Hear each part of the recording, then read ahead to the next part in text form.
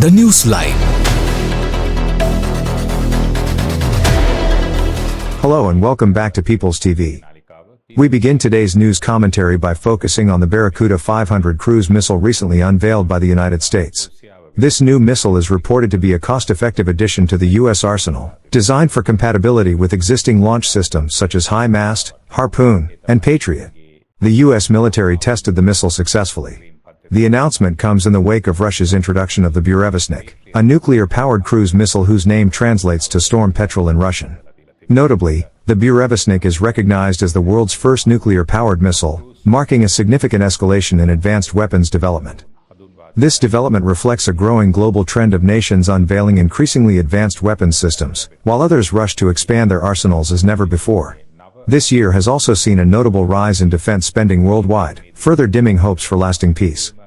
Speaking of the Gaza Strip, Senator Marco Rubio has issued a statement condemning UNRWA's presence there. He asserted that UNRWA must not be allowed to remain in the Gaza Strip, as it serves as an extension of Hamas. In the latest developments, UNRWA has demanded that Israel permit it to continue its so-called humanitarian operations in the region. Meanwhile, the State of Israel has informed U.S. officials that Hamas is exploiting the ceasefire to regroup and reorganize its forces. This claim appears to be validated by a statement from a Hamas leader based in Qatar, who openly admitted that the group is indeed using the ceasefire for that purpose. Commenting separately on the Russia-Ukraine conflict, Russian Foreign Minister Sergei Lavrov remarked that ceasefires are often used as opportunities to regroup and buy time, further reinforcing the notion that such tactics are a globally recognized strategy for rearming and repositioning. This was also the case with Sri Lanka's LTTE, and it remains true for Hamas, Hezbollah, the Houthis, and other terrorist groups. These organizations have consistently violated the terms of ceasefire agreements, using them instead as tactical pauses to regroup.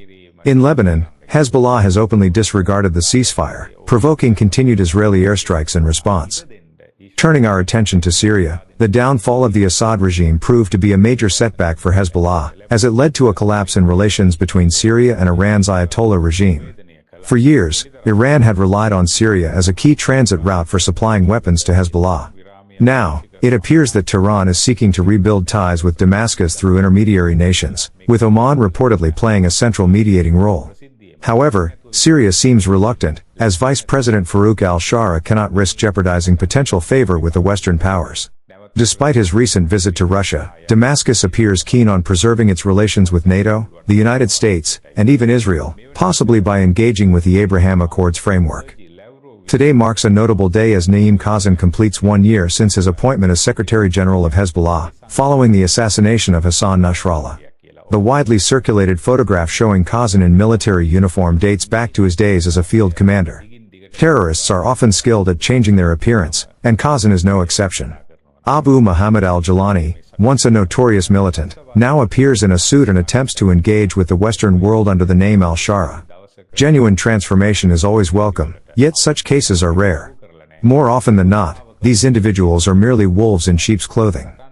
The Palestinian Authority in the Gaza Strip is another clear example, trying to project a civilized image while pursuing the same destructive agenda. In his address marking 1 year in office, Qassem emphasized that he did not flee to Iran even during the height of conflict. Our advice to him is simple: flee now, before it's too late, because Israel is hunting down the terrorists. What you are seeing on the screen is a photograph of a meeting of Hezbollah leaders. Since the ceasefire began, Israel has reportedly assassinated 330 of these leaders, as Hezbollah has been attempting to regroup and reposition despite the ceasefire conditions. In the past week alone, the IDF has successfully eliminated at least 10 high-ranking Hezbollah figures. If this report helped you see the situation on the ground clearly, don't keep it to yourself. Like, share, and subscribe to People's TV, where truth has no agenda, and facts speak louder than spin. Subscribe us for more details.